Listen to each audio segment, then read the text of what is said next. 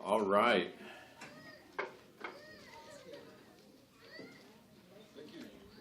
So, what was that from? Whew. I know my blood is going now. All right, we good? So as mentioned, I have a couple of props on the stage here, and most of you guys know, there's a few of us in this room, but some of us have this hobby called scuba diving. And in scuba diving, there are consequences for your actions. We're going to talk about some of those. But yeah, I just thought it would be neat to bring, I don't actually dive in this kit. Actually, this is what Dusty was wearing, and we're going to talk about that from a recent experience together. Did I lose you? We're good? Okay. So, anyhow, when talking about consequences or your actions have consequences, I've always kind of thought about the negative side of that. Anytime it was ever told to me, you know, your actions have consequences, I feel like I was doing a bad thing. Yeah. And, you know, the repercussions because of what I did weren't going to be favorable or enjoyable because my actions have consequences. So recently I've really been thinking about that, and I realized that I kind of cut half of that meaning out because there's actually a lot of positive. It's a very balanced system. You know, good actions can actually produce good consequences. Just not in my own experience that I ever really thought about. So today we're going to kind of talk about that term and the reality of its meaning, and we're going to talk through some examples that have actually played out in my own life with how this has affected me. But I also wanted to kind of get you guys thinking about it too, in your own decision making, in your own past, and the consequences of your actions. Hi, Jeremy. So, there we go. So what does the Bible say about our actions, right? If you read here, Galatians 6:7 says, "Do not be deceived, because God cannot be mocked. A man reaps what he sows." I think that speaks volumes to actions and consequences. What he sowed is the consequence of his action. You know, he put the plow to the dirt, and you expect to reap a harvest. That's the consequence of that action. Or we can look at the dirt and do nothing and hope for a harvest. And that will be a consequence for a lack of action. So I have spent the last 2 weeks kind of in Deuteronomy, and it's funny because up until Wednesday, I didn't really know what I was going to talk about today. It has evolved a few different times. And the funny thing about trying to preach on your quiet times is if you're sticking through a specific theme, okay, I'm preaching on this, Deuteronomy 2. That's amazing. And then you get to Deuteronomy 3, and you start unpacking that, and you're like, man, this would be even better. How do I incorporate it or both? And then it just kept on evolving. So I really kind of got lost in what I wanted to preach on. I thought I was going to preach on self-righteousness. I'm a very guilty individual of that. I was going to preach on, you know, your decision into whether or not we should engage in conflict. And there's really great examples of that in Deuteronomy with the Israelites. And then, you know, I got to chapter 7 and started kind of looking at it through the lens of consequences from our actions. And really, that typically encompasses my self-righteousness, because when I get self-righteous, I can make a decision that's not necessarily going to produce or provide a consequence that's favorable. And maybe some of you guys have had that same experience. But looking back in chapter 7, you know, Moses is talking to the Israelites and explaining to them, you know, from the commandments of the Lord, hey, listen, these decisions will have repercussions when you're disobedient. Yeah.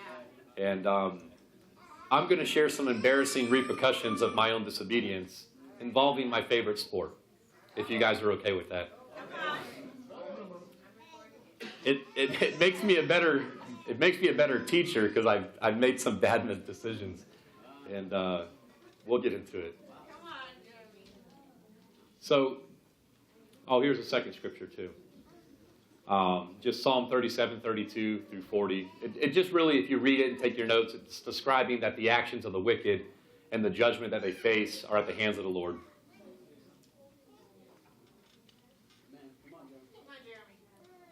I should have went through these slides. They're a little bit different than how I gave them out. That's all right. And then Matthew 12, 7, 12. So in everything, do unto others as you would have them do unto you. This sums up the law and the prophets.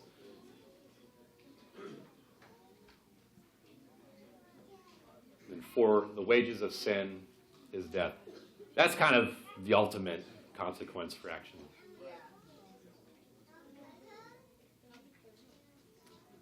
I'm going to have to talk to Matt. All right. Now we're good. Now I know what to expect. So, this is a picture of myself that a friend of mine took. And I'm swimming through a wreck. We're probably about 90 to 100 feet deep. And if you're a diver, some divers like to do the open water, the reefs. They want the fishes, all that kind of stuff.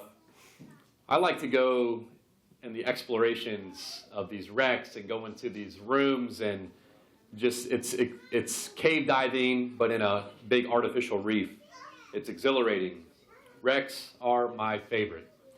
But they're also some of the most dangerous dives you can do because you're literally trapping yourself in an overhead environment.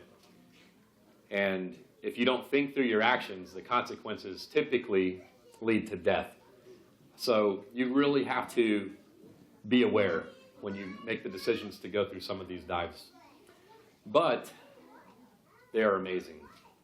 And for me, they're very tempting. And sometimes temptation gets me into trouble. So I'm going to tell you a quick story. There's a place I love to dive. It's in Riviera Beach. And they have a dive called the Corridor. And the Corridor, in Riviera Beach, there's no anchoring. You're not allowed. Some places you actually tie up to a mooring ball. It's a ball floating in the water. Or you have a dive master swim down with a rope and they'll anchor to something. In some areas, you can't do that. And so you just have to jump off the boat. And in Riviera Beach, you can't anchor. You just go. And this particular wreck that I like to do, they call it the Corridor. And what's neat about the Corridor, it's about 90 feet deep. There's typically a really good current. If you're not comfortable in currents, this isn't the wreck for you to go do, or the dive. But to do this dive correctly, you want to go on a day where there's a lot of current, because there's 7 separate ships, and they're all kind of strategically sank and placed, basically north to south, but there's a little bit of east and west navigation. And generally, you get dumped off on this wreck called the Anna Cecilia. And in order to get to it, the boat will have to, because of the current, bring you about 100 to 200 feet before it. So when you jump in, you sink to the bottom as quick as possible because the ocean is pushing you, and you want to get to the dirt before you get to the wreck. Otherwise, you'll blow past it. Well, on this particular day, the captain said, listen, the currents are really bad, which is really exciting for me. But half the boat decided not to do the dive. So out of about 25 of us on the boat, I think about 10 or 11 of us actually jumped in. And he said, you know, it would be best for you guys to stick together and don't penetrate the wreck. Meaning don't go inside of it, just kind of hang out, you know, and you'll stay safe that way. Well, I got down and I saw this wreck, this Anna Cecilia, and I saw all the other divers kind of swimming by it, you know, and around it. And I saw that big opening, and it just called me. And I went in. I did it. I went in. And so I'm in this wreck. I'm by myself, which isn't typically a big deal if you're a comfortable diver. But I go into this room that I like to get into, but the wreck's pretty big, so there's some areas I haven't really explored yet. And I saw this other little passage, and I could see a porthole, which is basically a window that's in a ship. And so I swim into this room, and I see the other divers on the outside, and they're just kind of going by, and I'm like, well, I should probably get out so I could stay with the dive group because they're going to navigate the rest of the corridor. And so I go to turn around, and I got stuck. Yeah. So I'm about 90 feet deep. I'm in a 200-foot ship, and I'm stuck all by myself, and I'm literally watching everybody swim right by. And you're diving. It's not like you can say, hey, you know. I tried banging on my tank, but you're not hearing nothing. The ocean is actually really loud, believe it or not. And there they go. I was like, well, now I'm really alone. I was told not to go in there. Nobody else went in there because they were obedient. And now I'm stuck all by myself.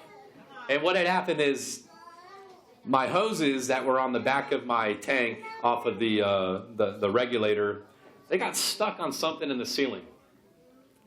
And you want to panic, but you're also taught that that's what kills you. It's scary. So you don't panic. And so I just relaxed. I spent about 5 minutes just slowly kind of pushing myself back and forth, back and forth. I let all the air out of my BC, which is what makes you float. And I finally unhooked and I sank. And I got off of whatever that obstruction was. And I go to exit the ship. And as soon as I came out, and I thought all the divers were gone, I knew how to get to the next wreck, so I was just going to speed swim with the current.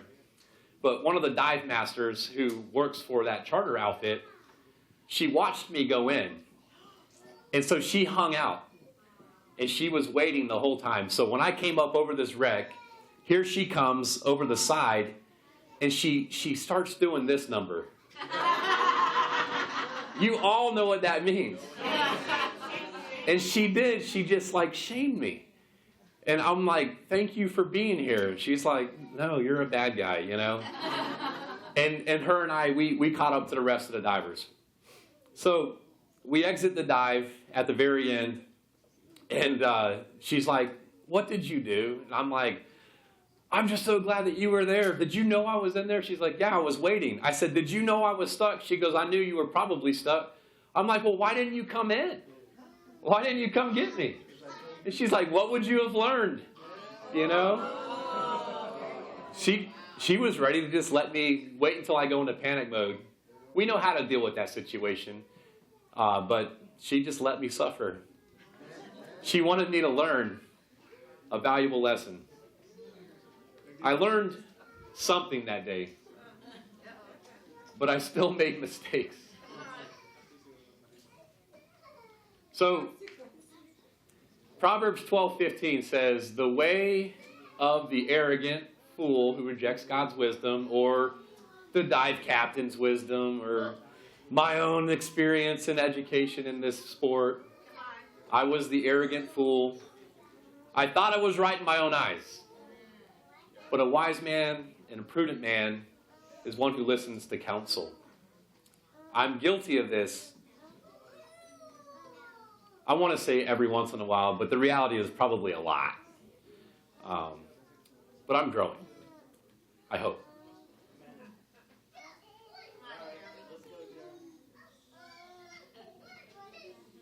So, how well do I listen? You know, so far it seems like the consequences of my own actions have been negative experiences. Kind of like how I started this off.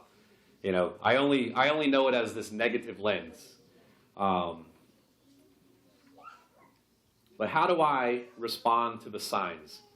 So, this is a cave in Jenny Springs. A lot of you guys have swam in the springs, and there's a lot of cave systems in there. And do you see this right here? That's an urn. It's an urn. And matter of fact, when you dive a lot, you'll see that people place these in big wrecks underneath reef ledges.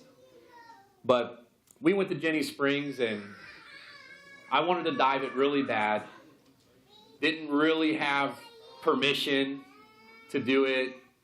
I'm not cave certified. I have the knowledge, I have all the equipment, but I haven't actually gotten the certification to do it. In general, you don't dive alone. You know, as disciples, we don't go and tackle the world ourselves either. You know, there are safety in numbers, and diving is definitely not an exception to that. But I'm diving this cave. I'm by myself. Just so you have some background, my family and Will and Nassarian are there. They're topside at the spring, and there's a cave instructor who's going to be taking students in there, asking my wife, hey, is he in by himself? There's other people there like, hey, did that guy go in there by himself? She's like, I don't know who he is. But she's like, yeah, I think so. They're telling her, because I'm underwater already diving, he's not supposed to do that. That's the worst place to go solo diving, is in a cave. So I'm exploring. I'm having a great time. But how do I respond to the signs? I'll tell you. I got to this point with my flashlight, and I swam up on an urn. And if that wasn't a message that I'm not supposed to be in there, there isn't one. You know, you might as well just be blind or really dumb. And I was dumb, but I wasn't blind. I saw that, and that was probably my face. And I exited the dive. I swam back to the ballroom and got to the gold line, followed it up to the surface. Shouldn't have done it. That was a good reminder of it. How do you guys respond to the signs? Because we have them all the time around us. But we're just self-righteous or arrogant. We just think we know, and we don't listen. Deuteronomy 4, chapter 4, verse 1 says, now, Israel, hear the decrees and the laws that I'm about to teach you. Follow them so that you may live. That's Deuteronomy 4:1. I knew the laws and decrees. I didn't follow them. And I got a reminder that I was probably not going to live unless I changed my mind. So, seeing these things, you know, make me think about the warnings and reminding me that I needed to get back to safety, get back to what I was trained to do. So, this is a photograph of myself. This is technical diving. And instead of what you traditionally see with a tank on your back, it's called side mount. And this has a lot that you have to think about and process while you're diving. You're switching between systems. You're making sure that your tanks are emptying in a balance so that you don't become overweighted or underweighted, and it rotates. There's a lot more that goes wrong, and you're diving deeper.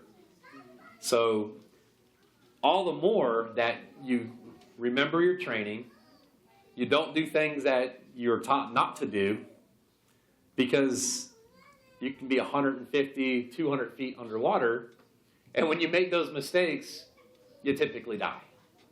So it's not the best sport for someone who's self-righteous, but I'm growing. I'm growing. I'm going to tell you guys a funny story. Yes. This is actually my buddy Travis, but the story I'm going to tell you and share it was Dusty this time. So I took Dusty, my cousin, and a few friends to Manasota Key, and we went shark tooth hunting. A lot of you guys know that I love doing that. I find a lot of teeth. It's very exciting. So I made a big mistake this day. So in that last slide, the BC you wear for side mount diving is a little bit different than a traditional back mount BC. And at my dive shop, they had this antique, super cool BC for technical side mount cave diving called a Nomad. And anytime you get new gear, whether it's brand new or 50 years old, you never take new gear out into the ocean. You always go to a pool in a confined, safe, secure area. You play with it, you test it, especially if it's an antique. Well, I didn't have time to go test it out, but I had an opportunity to go diving. So we're all out 200 yards offshore, and we're diving for shark's teeth. It's only 20 feet deep. It's not that bad, right? Well, where you put air into the BC so that you become buoyant, it has this little elbow. It's down here on that BC, and it actually sheared off, completely came off. And I have 2 tanks, just like that. And they're steel, so I don't have any dive weight. The tanks are your weight. So I can't like throw weight to make myself more buoyant. And one of my dive instructors is actually one of my great friends, and he was diving with us. And I have him looking at it. I take my underwater, I take my gear off. I'm sitting on the floor of the Gulf of Mexico. Everybody's just kind of watching. And he's like, you need to surface. And I'm like, yeah, but my thing broke. How do I surface, So he tells everybody, surface. Well, while we're shark tooth diving, the visibility is terrible. So you really need a buddy system. And in that moment, Dusty happened to be my buddy.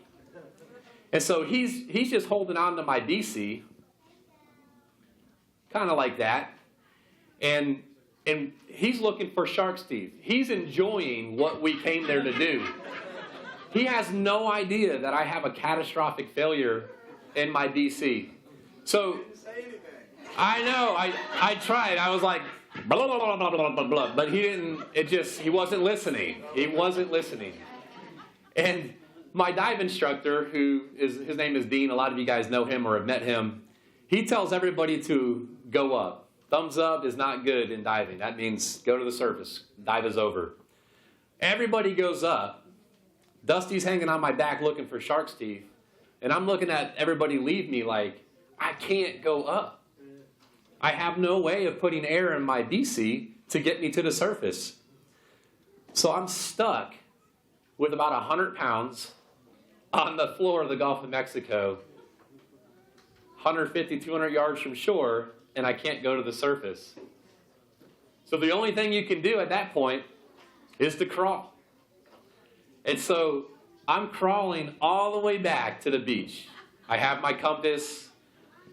If you don't have your compass, you don't know where you're navigating. You could be crawling to Mexico, crawling to Cuba. You don't know if you're crawling to Florida, but there is some things that I remember when I was learning how to dive, and keeping a compass was something that I actually had on me that day. I crawled all the way back, and the whole time Dusty was just holding on my back. The whole time. Looking for shark's teeth. And I finally get back to shore, and there's this big reef. And I don't know if you even paid attention to how deep we were, but we went from 20 and you're going back to shore, and it got to a point where I could stand up. And he stands up and he's like, what are we doing back this way? I'm like, Dusty, my BC failed. The whole time he was just thinking we're looking for shark's teeth. And I'm just trying to save my life. But I shouldn't have taken that BC. I did something that I was trained not to do. I wasn't obedient. And there was a consequence for my action. But there is some good news. We all like good news. I'm going to share a couple of milestones. December 5th, 1980, I was born. I was born into this world, same world you guys were born into.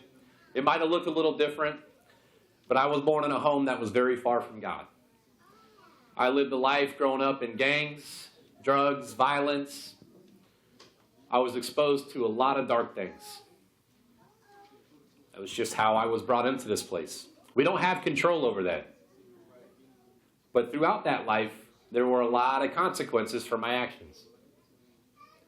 December 27, 2009, I fell out of a tree helping a friend.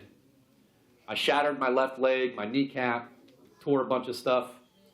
And 2 weeks later, I had a pulmonary embolism. And I ended up in Tampa General Hospital. Crash carts, thought I was going to die. It was a bad time. And so quickly, and I had Dina and our 2 girls, we started losing everything. Our home, business, truck, ended up moving into a friend's mom's efficiency on the side of the house. I couldn't walk. I was lucky to live. I had a cast up to here. I was miserable. I wasn't the happiest guy up until that point anyways. My happiness came from chemical substances and very worldly thrills. Wasn't good. And so when I lost that, I didn't really have anything else. And I became a very, very miserable individual to the point we had to move to Fort Myers back to family because I couldn't support my own any longer. And I was such a miserable guy that it was toxic for me to be around Dina and our girls and the rest of our family. And they unanimously asked me to go. Figure it out, but you can't do it here. So that's what I had to do.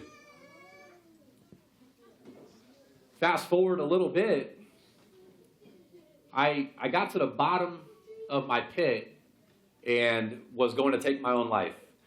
And I went to Tennessee. I was going to end it all. I had no value left in this world. It was time for me to call it quits. And my best friend, now for 27 years, but from high school, this guy you guys know named Gaston, he kept blowing my phone up, knowing something was wrong. I'm in Signal Mountain outside of Chattanooga, about to take my own life, and this guy would not quit calling me. Finally, it's like, what do you want? He said, bro, you're on my heart. I love you. I don't really know what all's going on, but I want to see you. Please come back to Florida and come meet with me. Because I loved him, and he sincerely loved me since we were teenagers, I came back because he really wanted to see me. And I just felt like I owed it to him. And he wanted me to meet a couple of his other friends as well. And the other guy in the picture, Omar, you guys all know, and Matt Newberg. I met a few of these brothers, Ishmael, a lot of you guys know, but I met about 5 brothers at a park a couple of times. I didn't even know they were disciples of Jesus. I just knew that they were good guys, different than who I was, but they were investing into me by listening to me, not judging me, just trying to show me that there are real, transparent, loving, pure relationships that exist in this world. And up until that point, outside of Dina, my wife, who wasn't my wife at the time, she was probably the only person in my world that truly loved me. But I was so jaded by everything else in the world that it didn't have the value it does today. And so I thought life wasn't worth living. And after hanging with these guys a couple times and coming to a men's midweek, and then starting to kind of get some cutting taking place in my heart, I would come to Sunday service, and Liz basically adopted my daughters every Sunday when they would come, because I would get my girls from Friday to Sunday. And life started to change. My actions started to change. And the consequences of those actions were very different than all the consequences that I was used to receiving anytime I would act. Because it was always negative. And because of those actions, because of finding God, His church, studying His Word, being with His people, I got baptized. One of the most amazing consequences of any